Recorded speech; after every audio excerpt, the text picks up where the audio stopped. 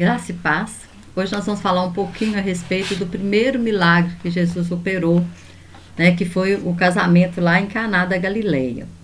Está em João 2, do versículo 1 ao versículo 11. Fala assim: no terceiro dia houve um casamento em Caná da Galileia, e a mãe de Jesus estava ali, e Jesus e seus discípulos também foram convidados para o casamento. Tendo acabado o vinho, a mãe de Jesus disse: eles não têm mais vinho. Jesus respondeu: mulher, que tenho contigo? A minha hora ainda não chegou. Então ela disse ao servente: façam tudo que ele lhes disser.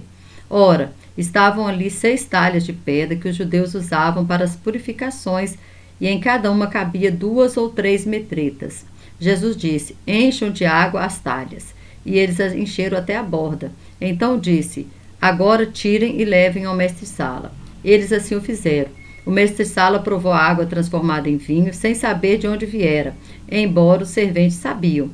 Então chamou o noivo e disse: todos servem primeiro o melhor vinho, e depois que os convidados já beberam bastante, o inferior, mas você guardou o melhor até agora.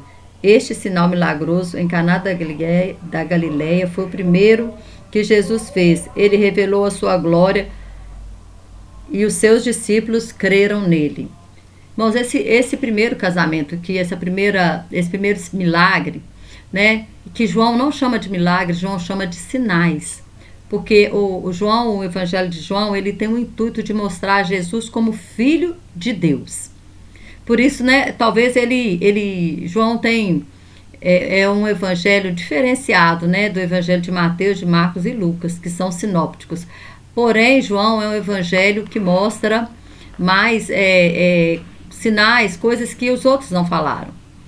E aí, João, ele começa, né, nem fala de milagre, fala de sinais, porque sinal aponta para alguma coisa, sinal aponta para alguém. E esses sinais estavam apontando para Jesus como o Filho de Deus. E aí começa o quê? Num casamento. O que Jesus veio fazer aqui? Jesus veio aqui na terra para quê? Jesus veio para morrer no nosso lugar. Jesus veio para preparar, né? Para fazer uma aliança. E que aliança é essa? Uma aliança de casamento com a sua noiva.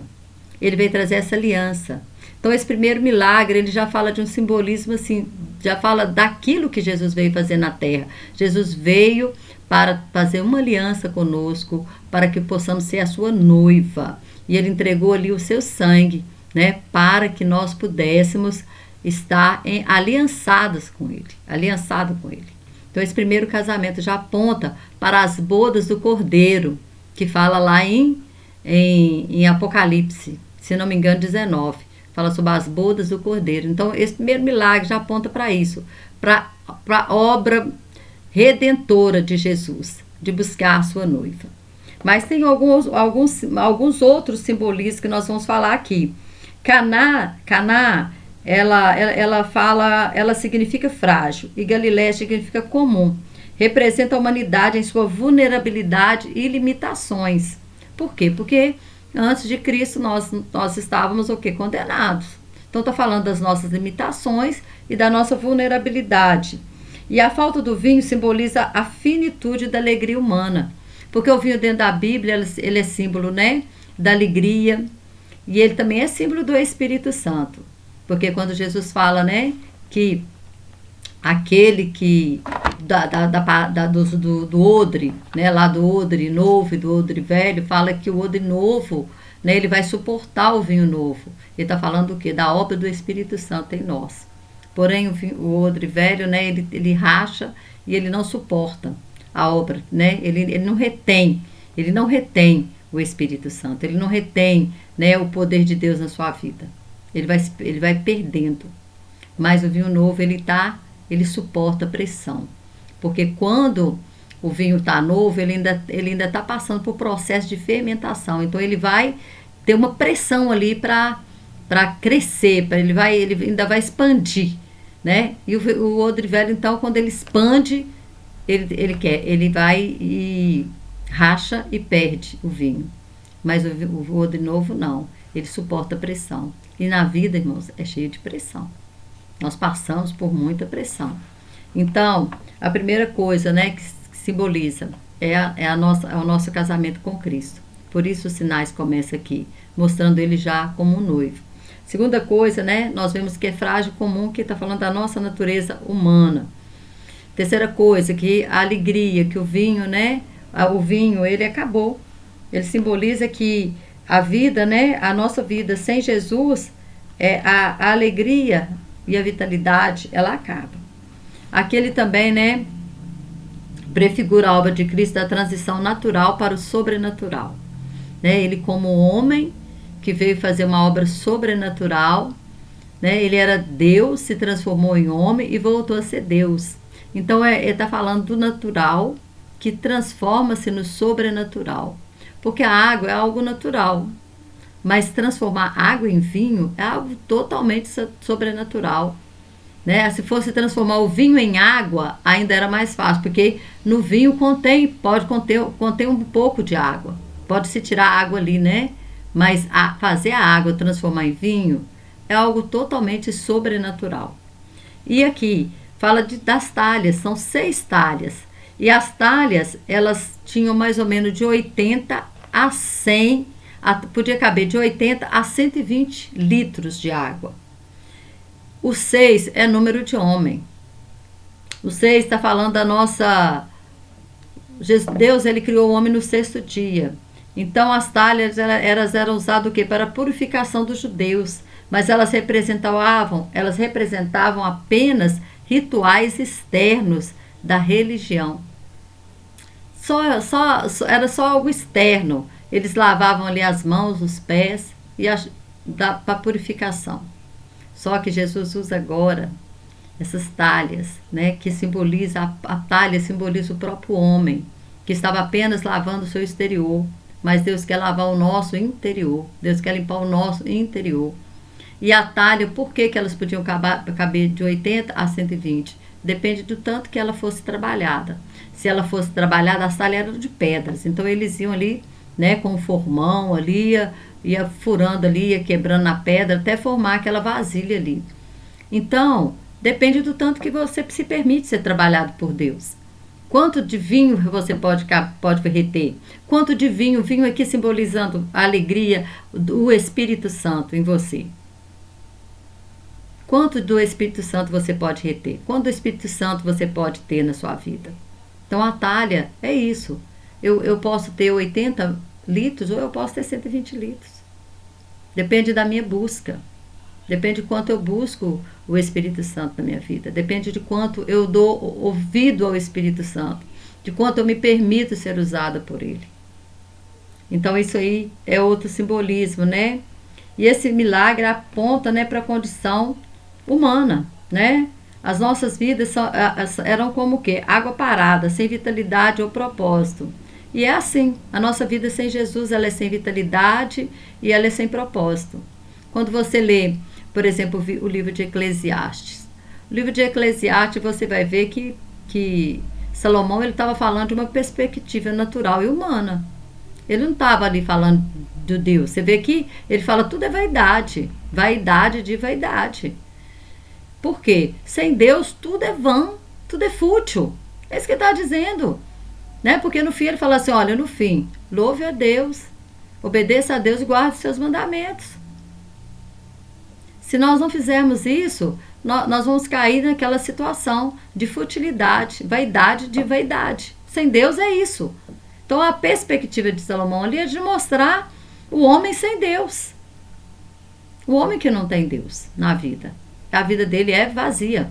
Vazia. E essas talhas, então, elas estavam vazias. Mas aí, né, é nós sem Jesus. Estamos o quê? Vazios. Mas aí foi colocada água ali dentro. E nós vemos aqui a fé dos serventes. Porque os serventes podiam dizer assim, peraí, tá faltando vinho e ele manda encher de água. O que tem a ver uma coisa com a outra? Mas eles obedeceram. E muitas das vezes, sabe, Deus vai nos dar uma direção e nós ficamos questionando. Ah, mas não é assim. Nós ficamos pensando na nossa mente, querendo ser mais esperto que o Criador. Uai, o que é isso? Então, o que acontece? Nós vamos vivendo, né, a nossa vida sem Deus, ela é vazia. Então Deus pegou água, colocou água ali, e o que ele fez? Transformou essa água em vinho. Mas o que acontece, irmãos? O vinho que ele transforma superou todas as expectativas. Por quê? Porque tudo que Deus faz é com excelência.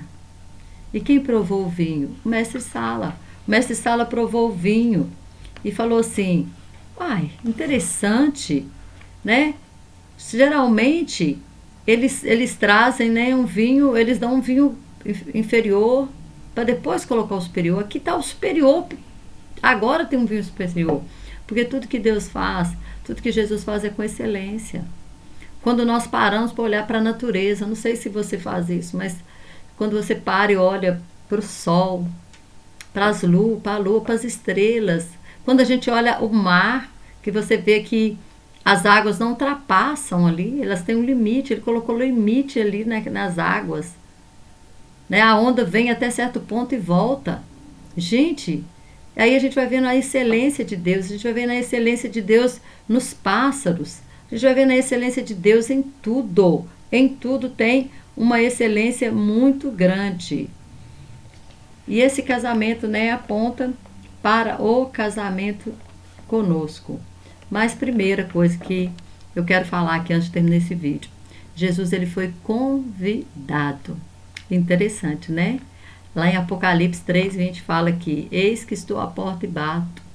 Mas ele não está falando para o mundo, não. Já vi muitas pessoas falando assim, que é para o mundano. Não, não. A carta foi escrita para uma igreja, para a última igreja da terra, para a igreja de Laodiceia. Então, ele está falando assim, olha, a igreja colocou Jesus para fora e Jesus está batendo de novo, querendo entrar. Querendo entrar. Só que ele fala que ele vai entrar quando? Se você ouvir a minha voz, abrir a porta, eu entrarei e cearei com você e você comigo. Então, tem que ouvir a voz e tem que abrir a porta. Eu não sei, né, como está a sua vida, mas você pode convidar Jesus hoje para entrar. E ele pode transformar, sabe? Transformar algo que está vazio em algo excelente. Algo excelente. Ele pode, né, pegar essa vida sem sentido e transformar ela em algo excelente. Uma vida para você viver com excelência. Porque ele veio para trazer vida e vida em abundância. Então, que é esse primeiro sinal, apontando para Jesus como Filho de Deus e também como o nosso noivo. Como o nosso noivo. Como aquele, né, que vai estar com quem nós vamos passar as nossas bodas, com quem nós vamos passar a nossa eternidade. Então, se você ainda não convidou Jesus, convide ele para entrar na sua vida, convide ele para fazer parte, né, do seu casamento. Quem sabe você é casado e seu casamento está aí precisando de alegria, porque o vinho também simboliza alegria. Convida ele para entrar, né, nos seus negócios, na sua vida financeira, na sua vida profissional.